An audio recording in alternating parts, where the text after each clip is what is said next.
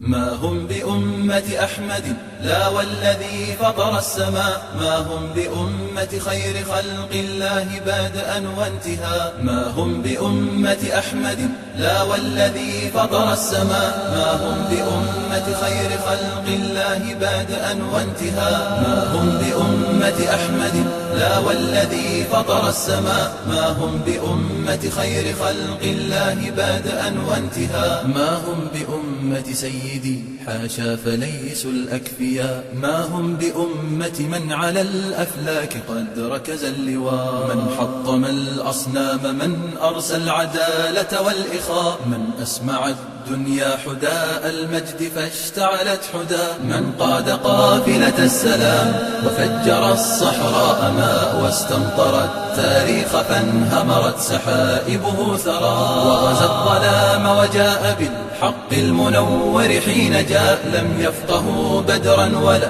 أمت ركائبهم حراء. وغزا الظلام وجاء بالحق المنور حين جاء، لم يفقهوا بدرا ولا أمت ركائبهم حراء. لم يقرأوا سعدا وسيف الله ما فهموا البراء. شيع وأحزاب تضل فلا ائتلاف ولا لقاء. هي أمة لكن ومعذرة لمن رفع الغطاء. هي أمة ويكاد يحسبها المصور موميا. إني أحار بهؤلاء، أحار نهجا وانتماء، هذا إلى صنم يطيف به وذا عبد النساء. وهناك من ظن.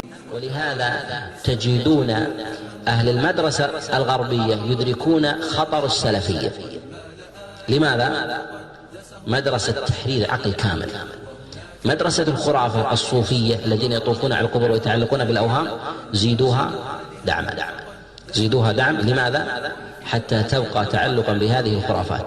يخرج من بيته يتعلق بالنجم ويتعلق بكذا، وتجد في بيته كله ملصقات، هذا يدفع العين وهذا يدفع الحسد وهذا يدفع ما ادري ايش، ويخرج هو قلق. هذا بالنسبة للمؤمن المعلق بالله عز وجل لا يجلب الخير ولا يدفعه إلى الله في البر والبحر وتحت الأرض وفوق الأرض، ويسير في هذا. ولهذا تجد المتعلق بالله أكثر الناس إقدام، أكثرهم تحررا، وهم يعرفون موضع الحرية. ولهذا حاربوا الإسلام وحاربوا دين الله عز وجل الحق من هذا الوجه. ما هم بأمة أحمد لا والذي فطر السماء، ما هم بأمة خير خلق الله بادئا وانتهاء. ما هم بأمة أحمد لا والذي فطر السماء، ما هم بأمة خير خلق الله بادئا وانتهاء. ما هم بأمة أحمد لا والذي فطر السماء، ما هم بأمة خير خلق الله بادئا وانتهاء. ما هم بأمة سيدي حاشا فليسوا الأكفياء، ما هم بأمة من على الأفلاك قد ركز اللواء. من حطم الأصنام، من أرسى العدالة والإخاء، من أسمع الدنيا حداء المجد فاشتعلت حدا. من قاد قافلة السلام وفجر الصحراء ماء، واستمطر التاريخ فانهمرت سحائبه ثرى. وغزا الظلام وجاء بالحق المنور حين جاء، لم يفقهوا بدرا ولا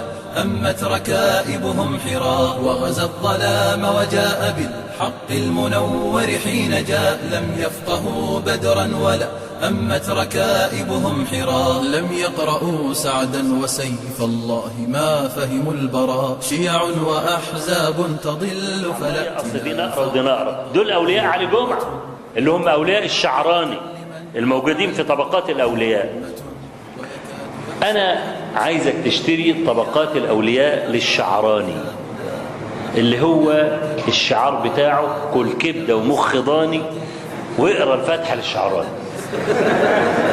ها لما تروح الشعراني هناك في باب الشعرية تلاقي كده كل كبدة ومخ ضاني واقرأ الفاتحة للشعراني. أنا عايزك تجيب الكتاب ده علشان لما تعلو وجهك سحابة حزن وعايز تضحك لحد ما تقع على قفاك من الضحك، اقرأ في الكتاب ده. يعني كتاب فرفشة، وده اسمه ايه؟ كرامات الايه؟ طبقات الأولياء أو كرامات الأولياء. ليه؟ عشان في حاجات لذيذة، هتلاقي مثلا من أولياء الله إبراهيم العريان، اسم على مسمى. وكان رضي الله عنه لا يخطب إلا عاريا بلبوس كما ولدته أمه، يطلع المنبر كده. عشو انتوا بتضحكوا وبعدين كنتوا يعني عليكم كابه ونمتوا مني، اديكم فرفشتوا وانا لسه ما قلتش حاجه. ده احنا يا دوبك انا ما عدتش العتبه بتاع الكتاب. ها؟ وكان اذا سمع الاذان يرجم المؤذن ليقول بتكبر علي يا ابن فلان كده. وشافوه بيخطب في 30 جامع مره واحده، ويقسمون من خطيب الجمعه في ابن تيميه ابراهيم العريان، والخياط ابراهيم العريان، ومسجد الاستاد ابراهيم العريان، وابو العزايم ابراهيم العريان، ومسجد مش عارف ابراهيم العريان. اقول له ابراهيم العريان ده يطلع ايه بقى؟ 30 جامع يخطب فيهم في مره واحده.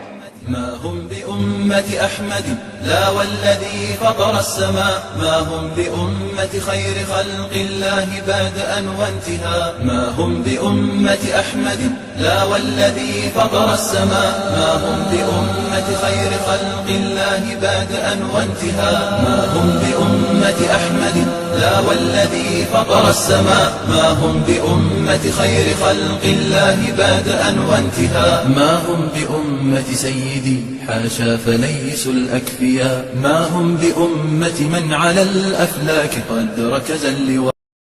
يا أيها الذين آمنوا إن كثيرا من الأحبار والرهبان ليأكلون أموال الناس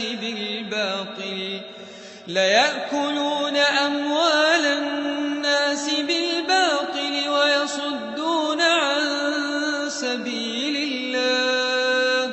والذين يكنزون الذهب والفضة ولا ينفقونها في سبيل الله فبشرهم بعذاب